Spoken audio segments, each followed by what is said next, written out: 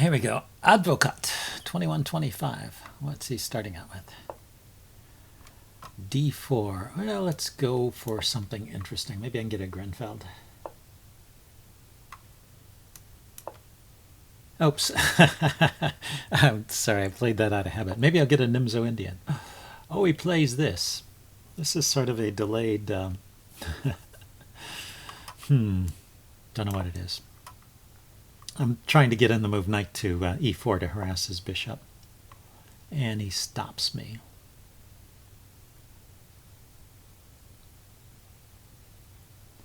If I play knight to d5 and he takes the knight, I take the bishop.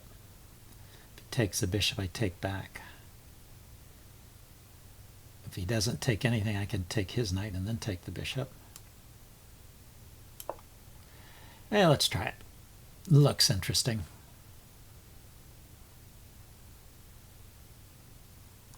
I think this is the Tory attack when the bishop comes out to g5. But I didn't play a Queen's Gambit declined, so I don't know if this maybe has a different name. The name I was trying to think of was the Tromposky. That's the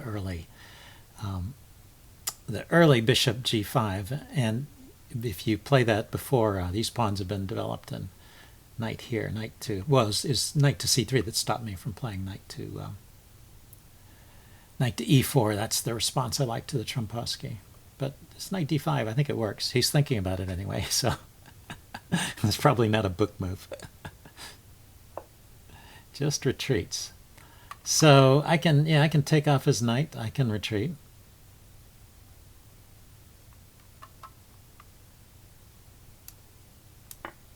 Yeah, let's take his knight and play d4, d5. I need to get that pawn up because I need to bring my, well, I want to bring my knight over to the king side here. Having lost my king's knight, don't want to lose to a quick attack on the king.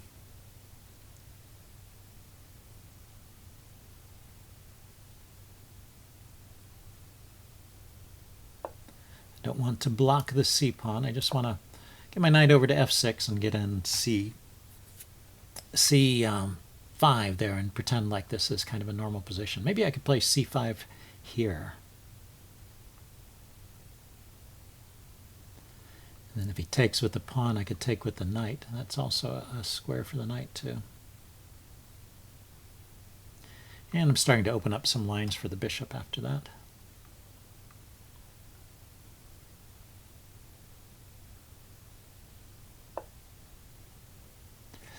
Let me think about this. c5, if he takes, also opens up a line for his bishop. He has a very quick queen here, but I have bishop to f6 as long as I haven't put the knight there. And bishop f6 would be a reasonable answer. Actually, it's not a reasonable answer. Let's see. He takes, I take with the knight. He brings the queen here. It's a double attack. It hits my knight, and it hits the pawn over here. Now my knight's defended by the bishop, but that means I couldn't play bishop f6, for example, because he would have queen takes knight. Okay, but he took this way first. Oh, maybe he's just going to give me an isolated pawn. Maybe that's his idea. Not a bad idea.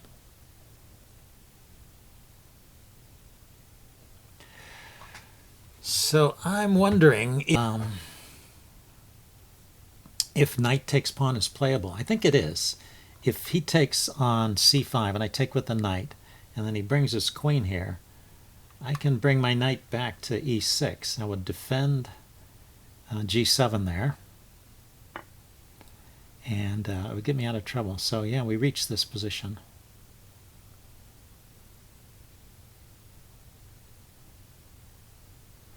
Do I want the knight on e6? Let's see. Well, it's in the knight on e6 is in the way of the bishop. This light squared bishop. On the other hand, I could just take with the bishop. But if I do that, he's just taking this pawn right away, isn't he? Okay, bishop f6 first. Defend my g7 pawn. And You know, maybe he's gonna. Maybe I have to play this like a sacrifice of some kind. You can also grab the D pawn. That's too bad. Yeah, so I probably have blundered this. If he takes the D pawn right away, I can take the bishop with check, and you know, he'll be left with these doubled pawns, which maybe are a little bit miserable. Yeah, he's going for that. It's the right thing to do. What can I say? So let's get this off. And let's castle. Before I get in any more trouble, I want to play queen to A5 here, hitting these pawns, and try and round one of them up. And well, argue that I'll have I'll only down one pawn, and I have some compensation for it. With the remaining, even his remaining structure will be a little bit weak. What I'm worried about is that he will just pile up on the D file here. Rook to D1 looks like might be a dangerous move. I can still play the queen out. Okay, this gets the queen out. And then I can get the knight out next if he doesn't defend this pawn. Which I guess he won't. So I'm sort of unwinding here. I thought he would just castle. After he castles, the pawn on c3 looks tempting, but he castles. I take on c3. He will play rook, one of the rooks, to c1. That doesn't look so great. So probably, okay. So he lines up for the mate. Let's kick the queen and defend against the mate. Still got two pawns hanging, so I think I'll get one of them back. That's my plan.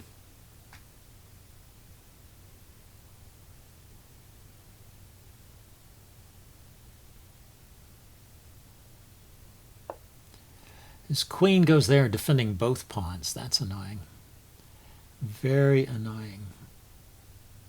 Okay, so drop my queen back to c7. Need to develop my light squared bishop. Need to keep some pressure on his position if I can. But really, he's just a couple pawns up. I mean, they're not the world's best pawns, but it is two pawns, not just one. And so here, maybe I can do some damage to his king side. Oh, yeah, that's okay. The knight's defending the bishop. The queen's looking at it. And that's how I lose some of these games, just playing moves too quickly without checking.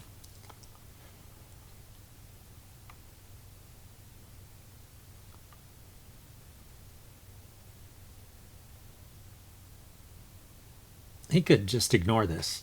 I'm not sure it's even good for me to take.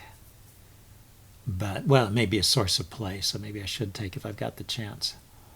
But he could, for example, put a rook on b1 and just line up against my b7 pawn, which is hard to defend.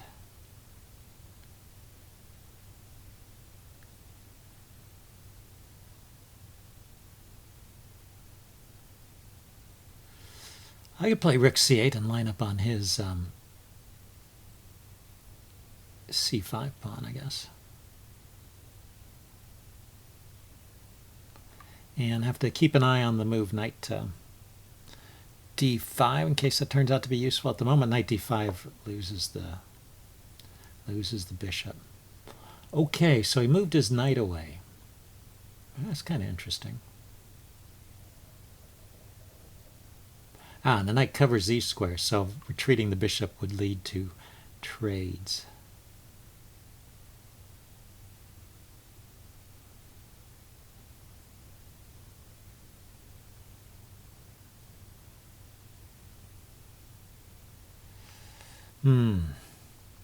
Can I play knight back to d7? Knight d7. He can attack my queen. I can just take on c. I can take on c5. He can either trade or he can grab on b7. I can take on C.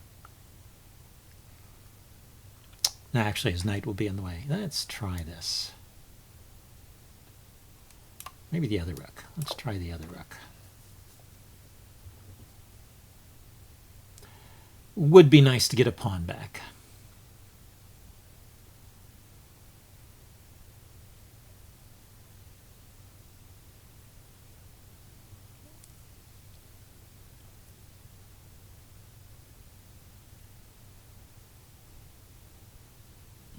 Actually, yeah, I kind of switched gears in the middle, didn't I? I was thinking about the move knight d7 rather than rook to c8. Similar idea. I just want to round up this pawn if I can. That helps a little bit. Doesn't it? Does it not? I guess he's just looking to trade and go to an endgame. Oh, he wants to pressure my... wants to drive my bishop away and pressure my rook. That's kind of annoying. Let's see, can I take anyway? No, nothing is hanging. So I need to move that rook.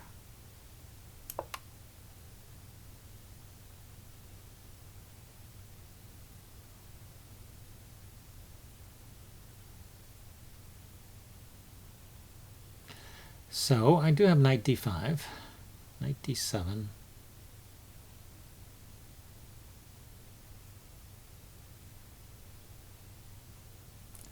Knight d5 hitting the queen, though, is starting to look attractive. Yeah, so he hits my queen first. That was a move I saw. Now his knight can hop into d6 afterwards, piling up on my b pawn. Do I have a good way to counter it? I can hit his bishop.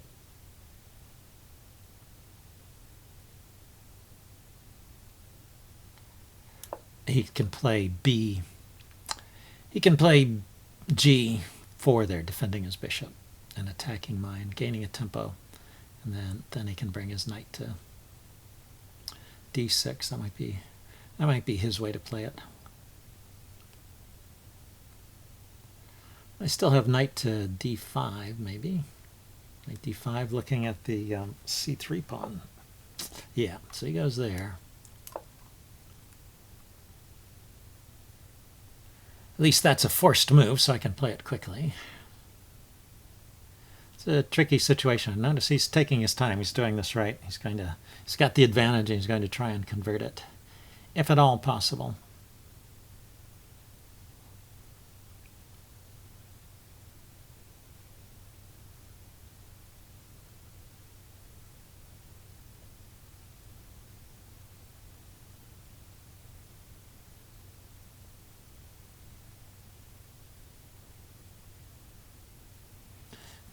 He is taking a lot of time, though. Well, he might be good at moving quickly at the end, too.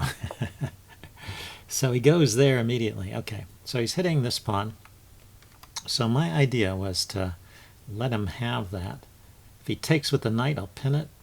If he takes with the queen, I will attack it with my rook.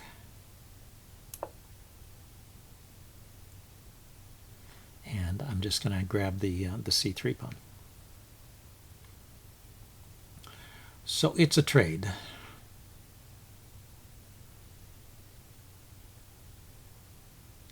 He's clearing the way for the advanced c pawn. That's what that does. When he grabs the b pawn, then his pawn on c5 has got a clear path to c8, and covered by his bishop.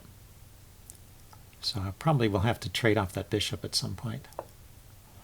He goes for the queen trade again. Gosh, I wish he wouldn't do that. I don't want to trade queens. Trading queens would be bad for me. Is this forced now? Maybe he's got a way to force this. Can I take the bishop? No. My queen is not defended. Can't take the knight. And I have no squares to go to because my knight is hanging. Yeah, so he found a way to force the queen trade. That's unfortunate. Let's see. Is there a way for me to attack his queen? I don't see it. And it straightens his pawns out. That's bad. So this is all bad. But I didn't see any way out of it. Where is he going here? He's going here with the check. Let's kick the knight. So he goes back to d6. Now let's defend this pawn.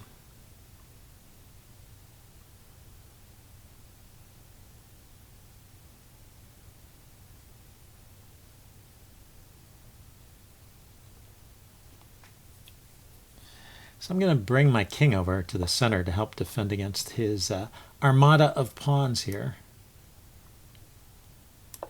Very dangerous. Okay, I'm hitting his h-pawn. Maybe I'll grab a pawn. These pawns probably don't matter. He should probably not even bother defending it and just push his center pawns forward. Okay, but he did defend. It's probably okay as well. Yeah, he can bring his king forward, get that into the game. He started to move a little faster.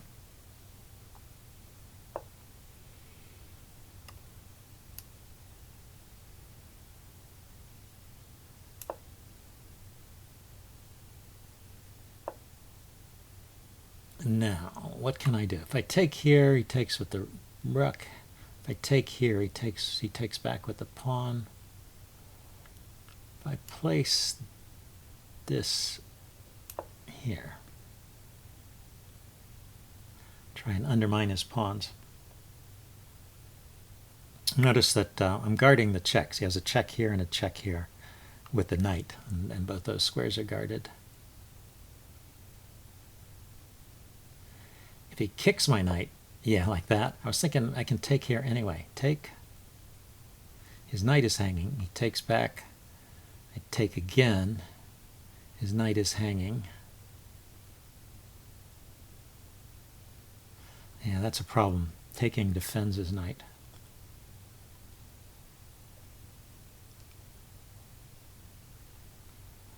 Okay, where's the square to go to? Here, here, here. None of it looks that attractive.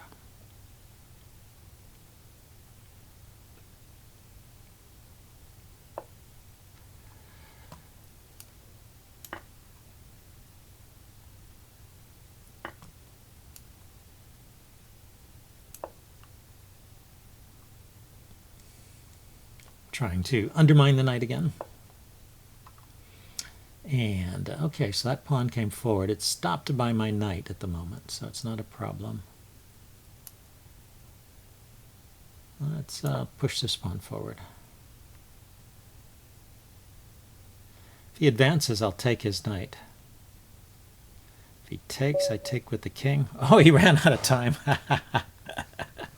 Well, it's a time win, but well, when you're winning, you got to convert these wins in the allotted clock time. Okay, I will upload this and do a postmortem. See you guys later. Bye.